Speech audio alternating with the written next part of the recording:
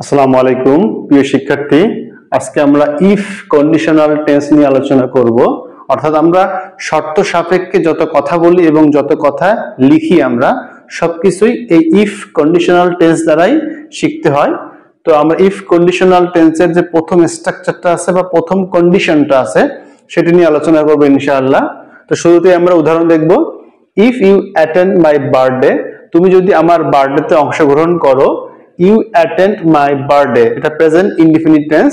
So you will meet my parents, তুমি আমার পিতামাতার সাথে সাক্ষাৎ করতে পারবে।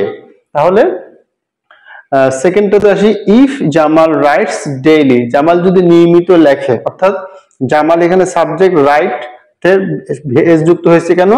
Jamal third person singular number. তাহলে if Jamal writes daily, Jamal যদি নিয়মিত লেখে, এটিও present indefinite tense. He can learn more, সে অনেক শিখতে পারবে। তাহলে আমার স্ট্রাকচারটি কি দাঁড়ালো?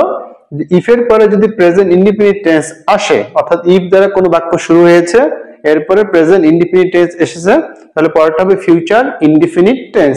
তাহলে প্রথম উদাহরণটা আমরা দেখি এর সাথে মিলে যায় কিনা। If you attend my birthday, তুমি যদি আমার বার্থডেতে অংশগ্রহণ করো।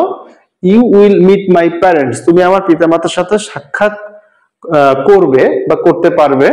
তাহলে ইফ এর পরে প্রেজেন্ট ইনডিফিনিট টেন্স আছে এটা, তাহলে পরেরটা হচ্ছে কি ফিউচার ইনডিফিনিট টেন্স। তাহলে আমার এই স্ট্রাকচারের সাথে এই উদাহরণটা মিলে গেল। এখন আসি, ইফ এর পরে প্রেজেন্ট ইনডিফিনিট টেন্স হলে তাহলে পরের অংশটাকে আমরা সাবজেক্ট ক্যান অথবা মে, এটা মডেল অক্সিলারি ভার্ব, তার দেন মূল ভার্বের প্রেজেন্ট ফর্ম, যেটাকে আমরা সংক্ষিপ্ত আকারে বলি V1 এক্সটেনশন। সো দেখি, if Jamal writes daily, Jamal writes daily present indefinite tense, শুরু হয়েছে ইফ দ্বারা, তাহলে হি ক্যান লার্ন মোর, সে অনেক শিখতে পারবে। ক্যান দ্বারা কোনো কিছু করতে পারা বোঝায়, তাহলে ক্যান অথবা মে, আমরা এখানে মে নিয়েও করতে পারবো। সো এই ভিডিও লেসনে আমরা ইফ কন্ডিশনাল টেন্সের ফার্স্ট কন্ডিশন নিয়ে আলোচনা করলাম।